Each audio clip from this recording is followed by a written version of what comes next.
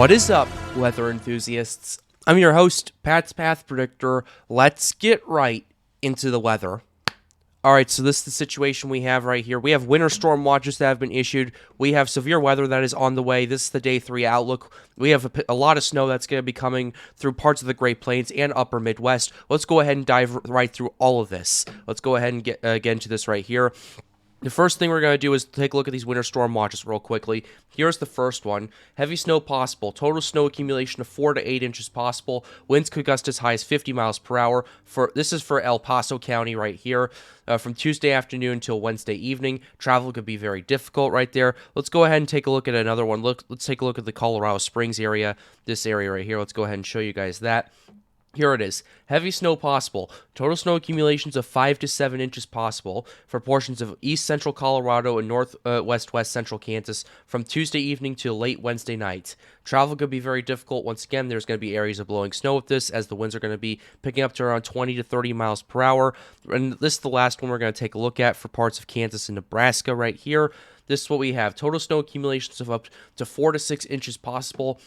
Winds could be gusting as high as 40 miles per hour, which could result in reduced visibility from blowing and drifting snow for portions of north central and northeast Kansas from Wednesday afternoon through Thursday morning. So yeah, this is going to be a very interesting situation depending on how this plays out. This does look like it's going to be the run-of-the-mill snowstorm, but we are looking at some mile runs that do have some exciting stuff that's going to be happening in the next week or so, and we're going to go ahead and cover all of this right here. So what we have right here is this the North American model. This is the timing of this. This system right here is going all the way up to Minnesota right here and bringing quite a bit of snow. This is the system in question that we are talking about right here. That's over Colorado, New Mexico, that area right there as this continues to move through.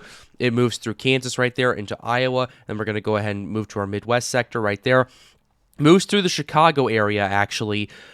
Basically, it starts off as freezing rain for parts of southern Cook County, parts of northwest Indiana right there, and then the snow starts moving through, and it's in and out by about 6 hours, at least for parts of northwest Indiana. For the Chicago area, it's there for about 12 to 18 hours. So we're going to go ahead and show you the snowfall accumulation that we could see according to the North American model with this right here.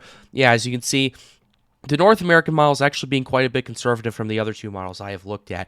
But yeah, it's still bringing a decent amount of snow to the Chicago area, anywhere from 3 to 5 inches of snow, depending on where you are in Cook County. For parts of northwest Indiana, anywhere from from a dusting to 2 inches. So definitely something very interesting that's going on with the North American model right there. The NAM Nest does not go that far out. The GEM RDPS, we can go ahead and show you. The GEM RDPS actually has this shifting further to the north right here for parts of Iowa, parts of Wisconsin, including Milwaukee over here, parts of Michigan where it's expected to get the heaviest right there, anywhere from 9 to 10 inches of snow.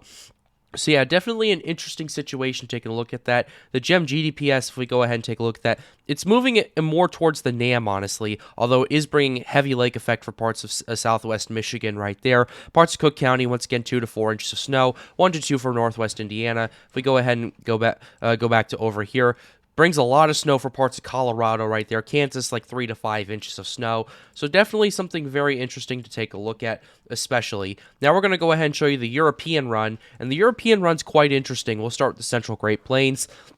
The European has basically what the NWS is suggesting, anywhere from 4 to 8 in Colorado, parts of Kansas 5 to 7. It's actually being a bit more conservative, not conservative, rather aggressive for parts of Iowa and Nebraska right here. Definitely something to keep an eye on, and as we move to the Midwest sector right here, it's agreeing with the GEM RDPS, and this system's moving further to the north right here.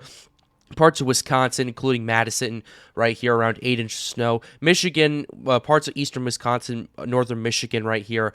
It's looking like that's going to be the heaviest snowfall right there.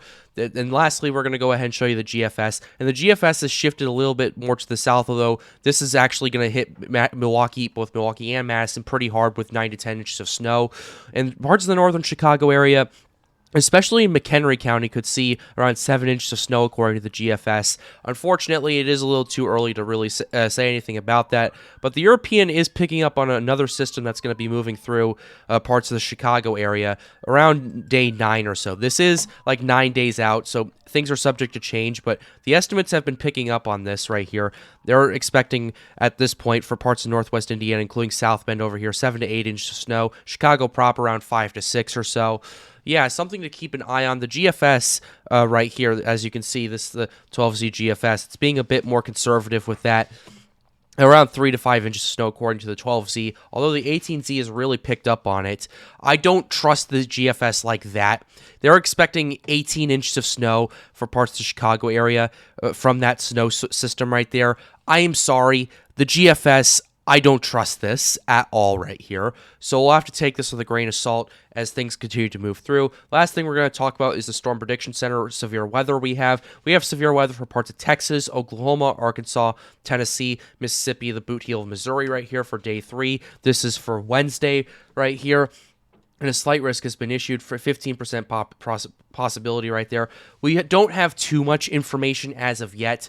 We just know that there's going to be severe weather, scattered severe weather. If we can go ahead and go to the southeastern United States right here, we can pull up the Cape right here. This is for the GFS Cape, and we can show you that right here as we go about here. The Cape for the GFS is actually interesting according to the GFS. We'll go ahead and check the NAM as well. The NAM's being not as aggressive as the GFS, but the NAM is bringing decent amount, like 1,500 joules per kilogram of Cape for parts of Texas right there, and that Cape is going to continue to move through, cracking 2,000 in parts of Louisiana by day 3 right there, 72 hours out.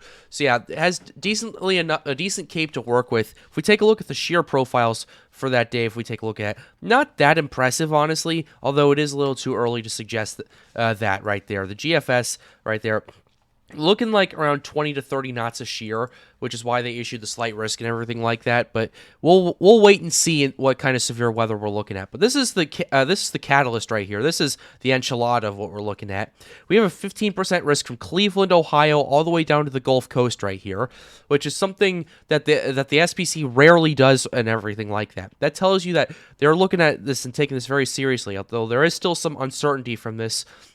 However, we are looking at this, and the chances are continuing to increase as well. And as we take a look at the GFS, that Cape from basically the deep south all the way up to Ohio, surround like there's Cape there, although there's not really that much to work off of. Although this is going to be more of a shear-based system than a Cape-based system. So if those Cape profiles continue to increase, we could definitely see something going on over there, and we will continue to update you guys here on the Pat's Path Predictor channel. But with that being said, we're going to go ahead and wrap up this video. I hope you enjoyed it. Be sure to leave a like and subscribe to the channel if you are new. It helps me out and helps me make more videos like these. The goal of this channel is to get more people engaged with weather. But with that being said, have a wonderful day. Stay safe.